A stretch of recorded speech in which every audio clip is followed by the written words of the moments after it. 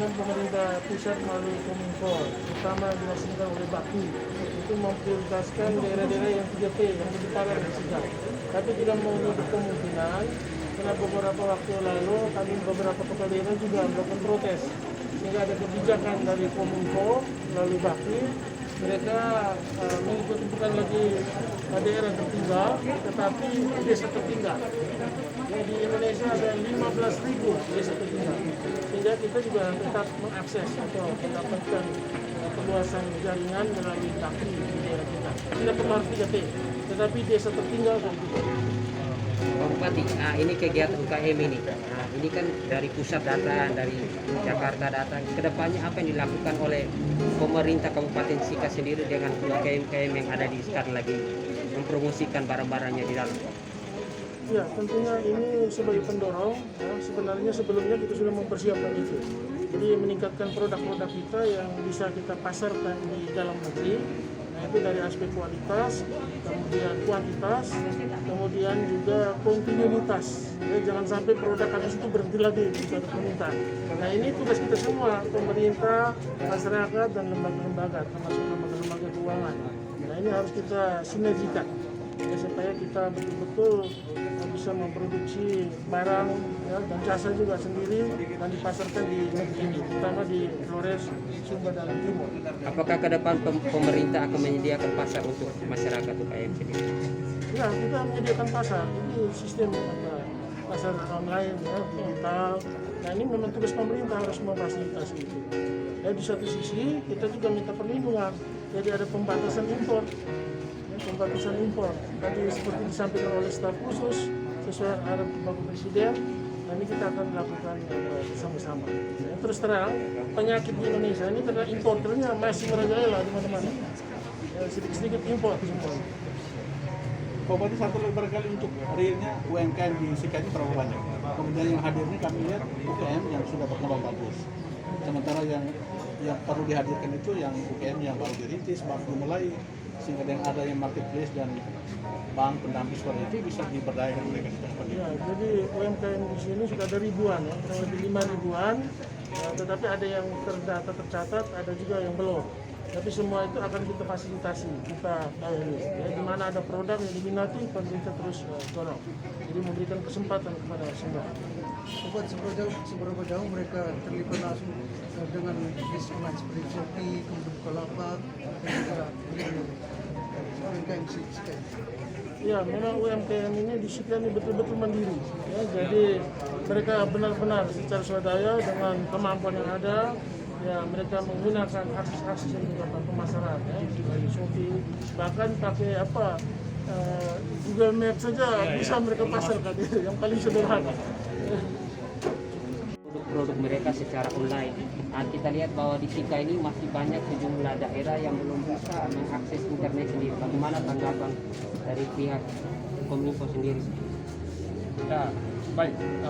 Seperti saya sampaikan di dalam tadi, pemerintah dalam hal ini Kementerian Kominfo memang punya tugas untuk membangun infrastruktur telekomunikasi atau fasilitas internet, ya.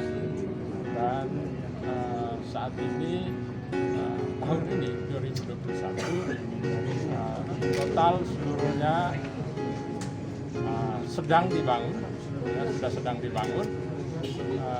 Sampai akhir tahun nanti akan mencapai 7.904 titik yang berada di 7.904 desa di berbagai daerah dengan kategori 3T tadi, ya, tertinggal, terdepan,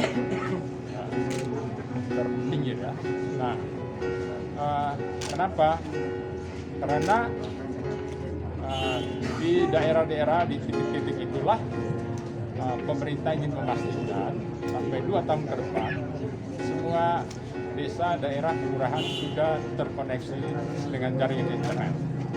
Nah, lalu bagaimana pertanyaannya dengan daerah-daerah lain yang tadi sudah disebut tidak atau berada di luar kategori 3T, ya, itu daerah yang masuk kategori komersial.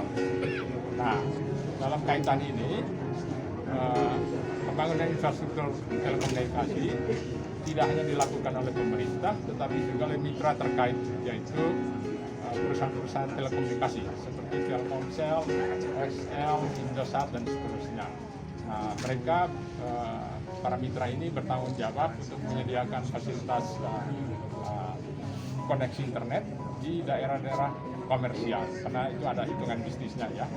Sementara di daerah-daerah 3T yang tadi disebut, yang tidak dijangkau oleh perusahaan-perusahaan telco ini, maka itu menjadi tugas dari pemerintah. Dalam hal ini oleh Kementerian Kominfo, oleh Bakti Kominfo ya. Kurang lebih seperti itu. Itu tanggapan yang disampaikan oleh Pak Bupati tadi dengan kata protes, sebenarnya itu mau menekankan kebutuhannya, ya kami memahami itu, dan begini, karena tugas dari Kementerian Kominfo melalui Bakti memang di daerah-daerah 3T, kawasan 3T. Nah, kalau ada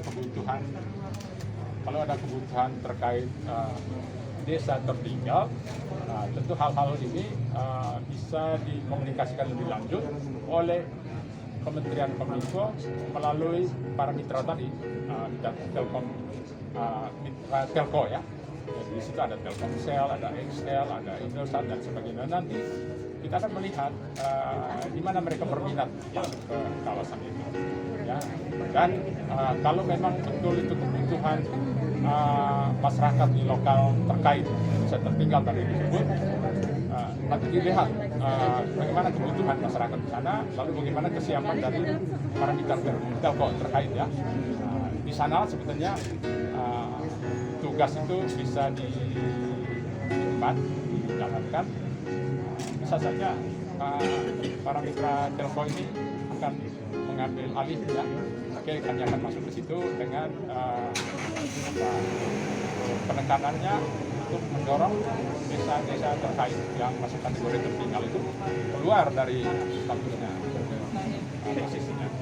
Dan Kementerian Kominfo di satu sisi tetap akan siap sedia bila mana ada kebutuhan lebih lanjut dari desa-desa tertinggal misalnya. Nah, itu tidak akan melihat. Jadi kami akan menyesuaikan dengan kebutuhan. Sudah tentu pemerintah tidak sendiri dalam hal ini untuk menyediakan infrastruktur, tapi para mitra telco terkait juga punya tugas dan kewajiban yang sama untuk menyediakan fasilitas tersebut. Jadi hal-hal seperti tadi bisa dikomunikasikan ya, dan pemerintah daerah seperti Pak Bupati sampaikan tadi bisa menyampaikannya. Nanti ini kita dapat. Kami akan bicara dengan para mitra. Oke, siapa yang mengambil di sini, di desa ini, di situ bisa. Semua bisa dikomunikasikan karena tujuannya adalah untuk memastikan seluruh desa di seluruh pelosok tanah air ini terkoneksi internet paling lambat tahun 2022. Ya, itu programnya demikian ya. Karena kenapa hal itu terutama didorong oleh situasi pandemi saat ini. Sebab kalau kita mengikuti skema penyediaan infrastruktur telekomunikasi melalui anggaran tahun sebelumnya, maka konektivitas internet di seluruh pelosok tanah air baru terjadi pada 10 tahun yang akan datang. Kalau Sika sendiri,